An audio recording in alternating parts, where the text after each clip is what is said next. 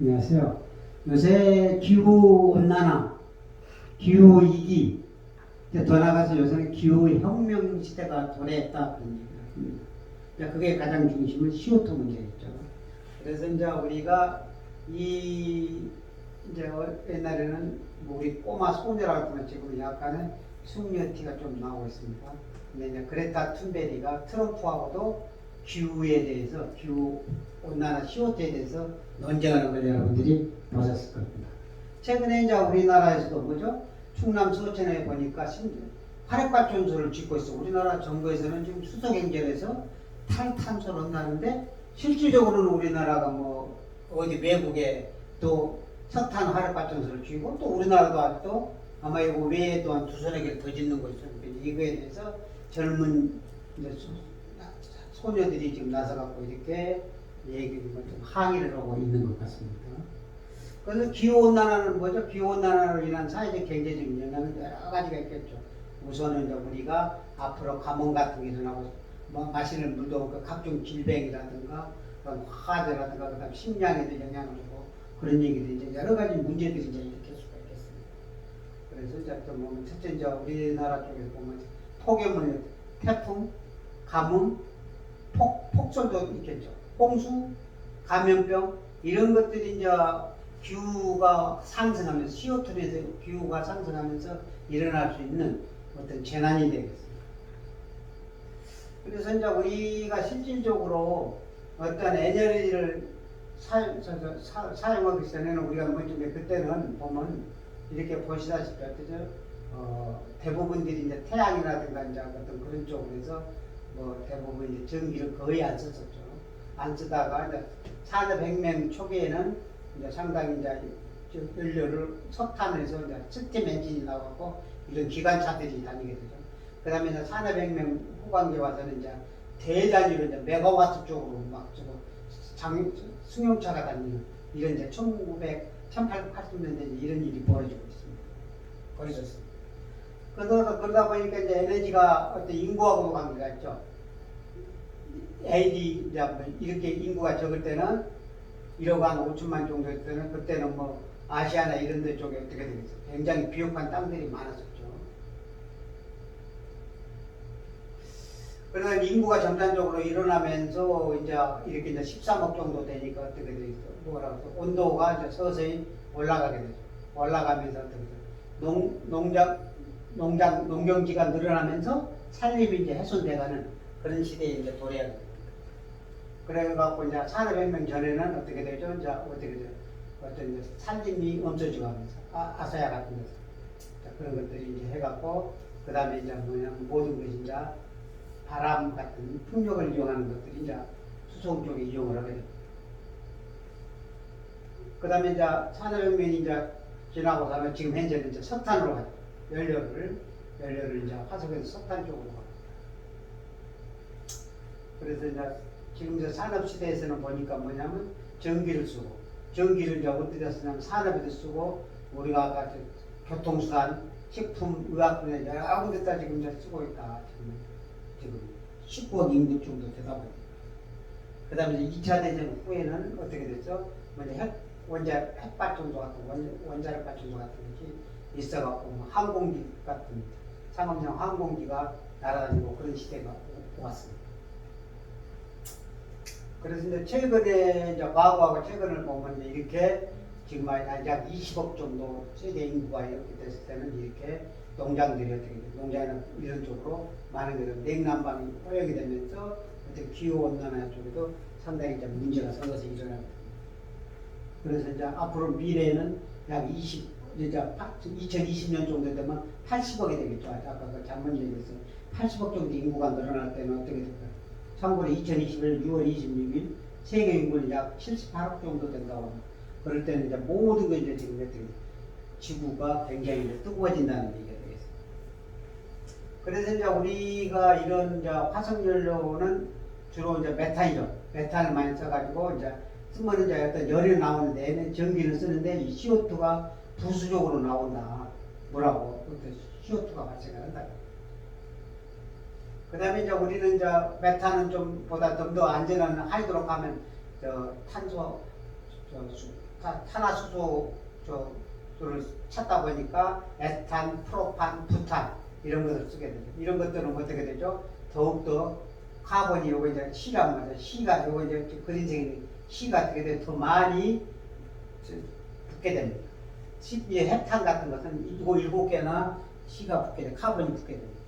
그래서 이제 비거스페러 뭐큰 것이 좋다 그래가지고 요새는 이제 어떻게 되죠? 좀 더 어떻게 되죠? 액화까지 되는 그러한 하이드로카본들이 이제 등장하게 되는 거죠. 그래서 이제 세계에는 지금 하이드로카본과 옥탄, 이제 카본이 6개까지 되는 이런 것들을 해갖고 지금 이제 개솔린 같은 것을 만들고 있습니다. 그만큼 어떻게 되죠? 이 카본이 많이 발생을 한다. 이산화탄소가 그런 얘기를 할 수 있습니다. 그래서 이제 우리가 이제 하이드로카본이 많으면 어떠냐? 그것은 CO2는 그린 하우스 가스다. 그런 얘기죠. 그린 온난화를 시킨다. 그렇게 해서 CO2가 계속 이제 대기 중으로 이제 CO2가 계속 발생을 한다. 그래서 적외선을 해서 열 복사 방지를 시키고 지구 표면에 가시광선을 흡수하면서 이런 문제들을 일으키게 됩니다. 그래서 실질적으로 보면 어떻게 이제 매년 CO2 함량이 지금 증가하고 있죠. 대기 중에 CO2 함량. 그래서 지금 보니까 CO2가 1800년대에는 280ppm, 2017년 되면 이게 410ppm까지 올라가고 있어요. 그러니까 뭐냐, 10년, 50년에 10ppm 정도밖에 안 올라갔는데 100년 만에 20ppm. 지금은 40년 만에 무려 55ppm이 지금 증가를 하고 있다. 대기 중에 CO2가. 그래서 CO2가 이렇게 지금 계속 올라가고 있는 것을 알 수 있습니다. 이것도 이제 온도도 더워서 이제 올라가고 있거든요. 지금 현재 약 2.5도 이상 지금 기온 상승이 일어나고 있다고. 그래서 지금 현재 전 세계는 지금 2021년 정도 되겠죠. 지금 온도가 굉장히 올라가고 세계적인 CO2에 의해서 기후 온난화가 계속 일어나고. 그 다음에 이제 우리가 그러면 이제 그 CO2를 줄이기 위해서 원전을 그동안 써서 원전을 쓰면 좋기는 좋은데 이렇게 휘발유에 비해서 굉장히 좋긴 좋은데 어떤 방사성 물질이 있다. 그러면 이제 이런 오염물질하고 폐기물을 어떻게 할 것이냐. 이런 물질, 이런 게 이제 또 난제로 쌓이게 되죠. 그 다음에 이제 우리가 재생에너지가 태양광 같은 걸 쓰면 좋기는 좋은데 어떤 문제가 또 생기죠? 이것은 밤에는 안 되네. 구름이 끼어도 안 되고 비가 오면 안 돼. 날씨에 좌우를 한다는 그런 문제. 그래서 이제 요새는 이것을 낮에 전기로 에너지 스토리지를 하는 그런 방식을 지금 쓰고 있는데 이런 것들이 또 이제 가끔 화재들도 많이 나오고 있습니다. 그 다음에 이제 풍력을 쓰다니까 어떻게 돼? 이것은 또 문제는 바람이 안 불면 또 문제가 있다. 이것도 문제가 있죠. 그 다음에 이제 우리가 이제 파도, 타이드라고 그러죠. 우리나라는 시아오에 있는 거, 파도를 이용하는 거, 그다음에 지열을 이용하는 것도 우리가 이제 생각을 지금 인류가 지금 하고 있습니다. 그래서 이제 하이드로카본은 어떻게 우리가 석유는 싸다는 것이죠. 그러면 이제 이런 것들을 앞으로 어떻게 할 것이냐? 싸다고 이런 거 마구마구 쓸 수는 없는 거 아니냐? 그런 얘기죠. 그래서 이제 우리가 보면은 석탄하고 착골하고 이렇게 쭉 보면 이런 것들은 어떻게 돼요? 굉장히 수치나 석탄 같은 게 있는 것들은 이 C가 많이 붙어있죠. 이거 CO2가 다량으로 생겨나는 거죠. 그 다음에 이제 원유 같은 것도 C가 있죠. 그 다음에 천연가스, 우리가 LPG라든가 LNG 같은 것도 보면 C가 있는데, 아, 수소는 하나도 없구나. 그렇게 생각을 할 수가 있겠습니다. 그래서 이제 우리가 이제 답은 연료전지다. 연료전지는 이제 어떻게 하냐. 우리가 재생에너지나 태양광이나 풍력을 이용해서 이 전기를 갖고 물을 전기를 갖고 H2하고 O2를 갖고 연료전지를 해서 전기를 뺏쓰는 그거 이제 미래에 우리가 살아갈 길이 아닌가 그런 얘기를 하는 거죠. 그래서 연료전지는 이렇게 스텝으로서 이렇게 조절해갖고 쓸 수 있다. 그죠? 그렇게 하면 돼. 그 다음에 이제 그러면 이제 우리가 수소를 쓰면 좋을 거 아니야. 좋은데 이제 어떤 일이 벌어졌어요? 옛날에 과거에 이제 힌덴부르크가 이것이 폭발을 해버렸죠. 수소로 갔더니. 근데 실질적으로 수소가 원인이 아닌데 그런 일이 좀 벌어지는 적도 있습니다. 그래서 이제 앞으로 이제 솔라셀을 갖다 다이렉트로 해서 선풍기를 돌릴 수도 있고, 그 다음 솔레셀을 해갖고 푸어셀 같은 걸 해서 어떻게 되죠? 수소하고 산소를 만들어갖고 이렇게 만들어서 여기다 저장을 했다가 푸어셀 A에다 여기에서 수소하고 산소를 해갖고 다시 이렇게 팬을 돌려서 쓸 수 있는 그런 것이 있겠습니다. 그래서 훌륭한 화석연료 대다수로 우리는 화석연료는 어떻게 살아가야 할지 이제 생각을 할 때다. 이제는 지구 온난화에 대해서 이제 선진국이든 뭐 어떤 전 세계 국가들이 과학적인 합의가 필요하다. 그래서 이제 태양열과 깨끗한 대안의 속도 효율성이 문제다. 수소는 풍부하다 이거죠.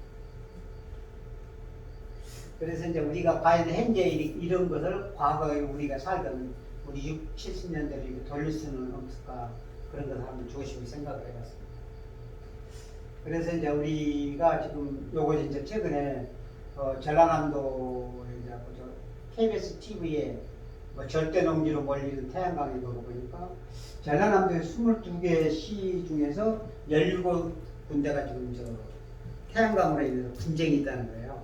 분쟁이 있는데 재밌는 것은 절대 농지로 몰리고 있는데 이 신재생 에너지가 우리나라가 실질적으로 산업에 쓰는 게 0.1%도 안 돼서 대부분이 발전소로 쓰고 있다. 자, 그런 얘기죠. 그 다음 세계적으로 우리나라는 굉장히 빈약한 10%도 안 되는 재생에너지를 갖고 있지만 그래서 그러면 이제 이걸 갖다가 하려면 또 어떤 일이 벌어질까? 송전탑, 배선탑 같은 걸 하려면 또 분쟁이 지금 이제 국민들 간에 있다. 그러면 이렇게 이제 전라남도 같은 데서 이렇게 신재생에너지로 재생에너지로 전기를 많이 생산했으면 이것을 꼭 송소이나 배선이나 송전탑을 이용해서 거기서 수소로서 만들어 가지고 액화 수소 그런 걸로 해서 어떻게 배나 육로로 해서 서울 근교 에너지를 많이 쓴 데로 갖다가 쓰면은 우리가 또 제2의 어떤 분쟁은 일어나지 않을까 생각합니다. 그래서 이제 우리가 지금은 이제 탄소 시대에서 수소 시대다. 그래서 저희 글로벌 생활수소업에서는 무단한 그런 쪽에 사명감을 갖고 노력을 하고 있습니다. 감사합니다.